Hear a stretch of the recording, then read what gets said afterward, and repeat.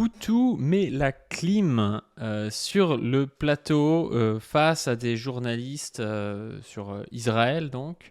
Vous allez voir ça, et puis après on va parler aussi un petit peu du deux poids deux mesures qu'il y a entre des Français qui vont combattre pour Israël, qui sont clairement des suprémacistes juifs, et le traitement qu'a eu un Karim Benzema, qui lui, jusqu'à preuve du contraire, ne va pas combattre pour Daesh ou je ne sais quoi, et qui se fait cracher à la gueule à longueur de journée. Alors on va commencer par Philippe Poutou. Ce qui est documenté, c'est les saloperies d'Israël qui bombardent et qui massacrent un peuple. On a une réalité, 25 000 morts, des enfants, des jeunes, on voit bien un état terroriste, raciste, d'apartheid. Philippe Poutou, ancien candidat du NPA à l'élection présidentielle, réitère son soutien à la résistance palestinienne qui se bat pour son émancipation et son droit à la liberté. Documenté aussi, c'est les saloperies d'État d'Israël qui bombardent et qui massacrent un peuple. Et c'est étonnant de commencer la discussion par ça, alors qu'aujourd'hui, on a une réalité, 25 000 morts, des enfants, des jeunes, et on voit bien qu'il y a un État terroriste, un État raciste, un État d'apartheid. Est-ce que vous qualifiez...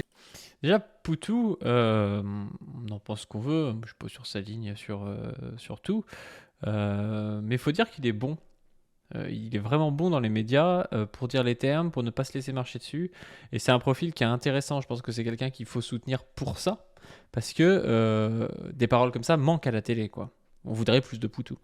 Et l'attaque du Hamas d'actes terroristes. Non, mais est-ce que pour vous, État Israël est un État terroriste ? D'abord, c'est pas moi qui réponds aux questions, mais on y reviendra. Mais l'attaque aussi. Je recontextualise pour les téléspectateurs. À l'époque, le NPA avait dit soutien aux Palestiniens et aux moyens de lutte qu'ils ont choisis après le 7 octobre. Vous avez changé de... C'est vrai que le NPA avait été très courageux. S'était retrouvé avec une menace de dissolution. Je ne sais pas si vous vous en souvenez, mais parce que justement, ils avaient soutenu directement le peuple palestinien. Et donc, on leur disait, ah voilà, vous soutenez les terroristes, je sais pas trop quoi. Et aujourd'hui, après tout ce qui se passe, on peut voir qu'ils avaient raison depuis le début. C'est-à-dire qu'ils avaient vu venir ce qui allait se passer et ils avaient connaissance du fait que dans cette guerre coloniale qui dure depuis des années et des années, on ne peut pas soutenir Israël de manière unilatérale. Position non, pas là-dessus. du tout, on redit ça. C'est qu'en fait, on a sorti un tweet au moment où on ne savait pas encore ce qui s'était réellement passé. C'est pour ça que j'ai dit maintenant, c'est documenté. Oui, c'est documenté. Et voilà, encore une fois, c'est pareil. Évidemment, toute personne qui est un peu au courant de ce qui se passe et qui est un militant pro-palestinien, au moment du 7 octobre, quand on lui dit « Ah, il y a une offensive des groupes armés palestiniens en Israël », il ne peut pas savoir exactement ce qui s'est passé, il ne peut pas savoir qu'il y a eu des crimes de guerre notamment. Et donc du coup, quand il apporte son soutien, il n'est pas en train de dire « Ah oui, moi je suis pour décapiter des bébés » par exemple, même si après, il s'est avéré que c'était une fake news cette histoire de décapiter des bébés, mais vous voyez ce que je veux dire. Le truc qui s'est passé, c'est que tous les pro-palestiniens conséquents se sont directement positionnés pour les Palestiniens parce qu'ils savaient très bien que ça allait devenir une arme de propagande de guerre pour la recolonisation, même si c'est déjà un peu fait, mais l'occupation de Gaza par Israël pour une guerre meurtrière par Israël. Et donc, ils se sont directement positionnés pour les Palestiniens. Et on leur a fait porter le chapeau d'informations qui sont arrivées après coup, qui pour une partie, en plus de ça, étaient des fausses informations. Et tout ça, c'était de l'ordre à la fois de la propagande et à la fois de la persécution des résistants en France, des pro-palestiniens en France. Mais ce qui est documenté aussi, c'est les saloperies d'État d'Israël qui bombardent et qui massacrent un peuple. Et c'est étonnant de commencer la discussion par ça, alors qu'aujourd'hui, on a une réalité, 25 000 morts, des enfants, des jeunes, et on voit bien qu'il y a un État terroriste, un État raciste, un État d'apartheid. D'ailleurs, on le voit. Génocidaire. L'Afrique du Sud, oui, on peut dire ces mots-là. Après, c'est toujours compliqué d'utiliser tel ou tel mot parce qu'on voit que... C'est là où il est bon. C'est là où il est bon. Génocidaire, il n'est pas là à se chier dessus. Il dit oui, on peut dire ce mot-là, même si ça peut être compliqué. Il est bon. Il se laisse pas piéger. Bon, après, il commence à avoir de l'expérience aussi, mais c'est vrai, il en parle souvent, Poutou, dans des interviews un peu plus détentes. Lui, il est pas né sur un plateau télé, c'est un ancien ouvrier de chez Ford. C'est pas quelqu'un qui a les codes bourgeois de la télé, quoi. Que ça rentre dans des catégories judiciaires ou dans des catégories politiques précises, mais oui, on peut dire on est face à un génocide avec un déplacement de population. Je crois que c'est 85% de la population qui est déplacée. Donc, mais on est dans le cadre et l'attaque du Hamas, elle était dans ce cadre-là aussi, dans le cadre d'une guerre coloniale qui dure depuis 75 ans. Et le problème, et c'est là où nous on défend la résistance, on défend la résistance palestinienne. La guerre, c'est massacrer des civils, violer des femmes. Voilà. La guerre, c'est massacrer des civils, violer des femmes. On en revient à là. C'est-à-dire que on a mis dans la tête des gens que le 7 octobre, il n'y avait pas de rationalité derrière tout ça.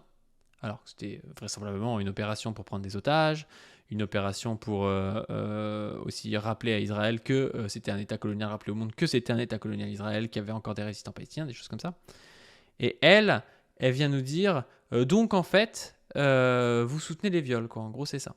Alors qu'on l'a vu en plus avec Lex Ampieri, je vous invite à aller voir le live et à aller voir les vidéos que Lex Ampieri fait, que pour le coup, les viols, c'est vraiment pas la chose la plus documentée. Alors, il y a peut-être eu des viols de manière individuelle.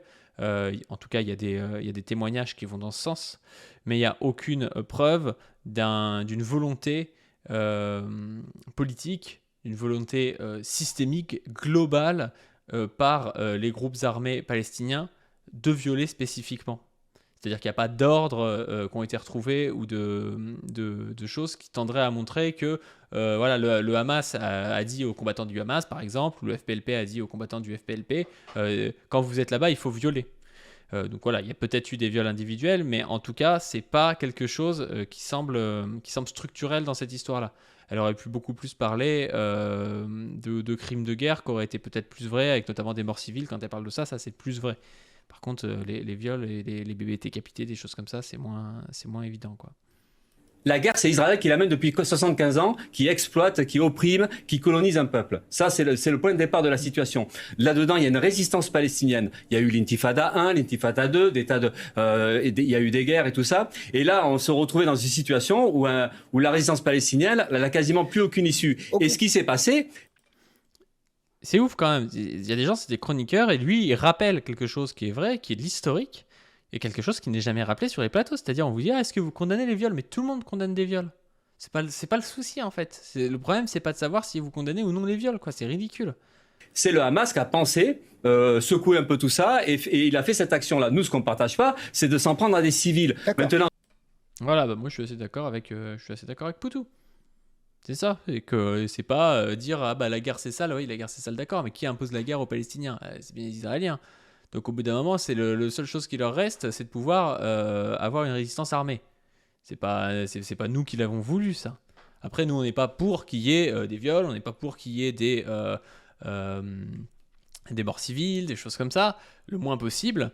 Par contre, qu'il y ait des mécanismes de prise d'otages où après on va essayer de négocier, qu'il y ait des mécanismes de guerre contre des militaires israéliens, malheureusement aujourd'hui, ça semble être une des seules voies que peut prendre une résistance palestinienne. Donc à part si vous voulez laisser crever les Palestiniens de leur côté, il y a des gens qui sont pour ça, qui se disent ouais mais il faudrait qu'ils disparaissent et puis qu'Israël puisse prendre leur terre, je vois pas trop ce qui peut se passer d'autre. Ou alors, il faut une réforme politique. Moi, je suis pour. Si y avait les États-Unis, il y avait la Russie, la Chine, la France, l'Angleterre, l'Allemagne qui disaient ah non, maintenant vous négociez et puis on trouve une solution qui soit un compromis entre les Palestiniens et les Israéliens, ce serait le mieux. Sauf qu'en fait, ça ne se passe pas. Ça ne se passe pas parce que les Palestiniens ne sont pas assez soutenus et n'ont pas assez de puissance géopolitique. Nous, ce qu'on partage par contre, et on comprend tout à fait, c'est que dans le cadre d'une guerre coloniale, dans le cadre où un peuple se bat pour son émancipation et pour son droit et pour sa liberté, dans ce cadre-là, nous, on soutient complètement le camp palestinien et on comprend bien qu'il y a des gens qui sont aujourd'hui pour la lutte armée parce qu'il n'y a que ça aujourd'hui pour se défendre. Voilà, mais je suis assez d'accord avec Poutou. On passe du temps sur ça et on passe pas du temps sur la saloperie d'État d'Israël qui est en train de bombarder, de massacrer, et la responsabilité des pays impérialistes ou des pays comme la France qui, par leur soutien conditionnel, deviennent complices de ces massacres-là. Parce qu'aujourd'hui, si Israël se sent capable de faire tout ça, c'est parce qu'elle a été soutenue par les plus grandes puissances. Mais c'est ouf parce qu'aujourd'hui, vous avez un mec d'extrême gauche qui tient un discours qui, pour moi, est un discours assez équilibré, quoi. Enfin, son discours, il n'y a rien de choquant. Et tout le monde va nous dire que c'est un discours extrémiste. Et le NPA a été sous la menace d'une dissolution pour ce discours-là, quoi. Le discours, il n'a rien de grave, quoi. Et aujourd'hui, ça bombarde. Il est beaucoup moins grave que le discours d'un Meir Habib, par exemple. Et la difficulté qu'on a, c'est comment on s'en sort et comment le peuple palestinien, ou en tout cas les Gazaouis, et y compris en Cisjordanie, parce que vous avez vu que l'armée israélienne et les colons vont tuer, assassiner des Palestiniens en Cisjordanie. Donc comment on se défend par rapport à ça? Et c'est vrai que c'est le problème d'une bataille, et on aimerait bien qu'il y ait une mobilisation énorme qui permette d'imposer un cessez-le-feu, d'arrêter les bombardements, et au moins ça, dans l'urgence, par rapport au drame humain, par rapport à ce qui se passe, il faut arriver à bousculer cette situation-là, et c'est ça qui est difficile à faire aujourd'hui, quoi. Ouais, Poutou basé comme d'habitude. Bon, on se fera l'extrait de Benzema dans une autre capsule, parce que je vois que cette capsule commence à durer un petit peu. Je vous invite à vous abonner pour pouvoir voir l'extrait sur Benzema.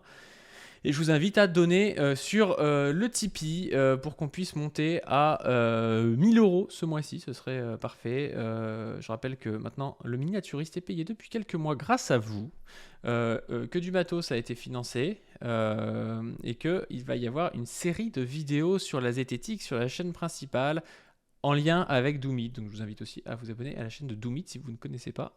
C'est très bien. Sur ce, je vous dis à plus.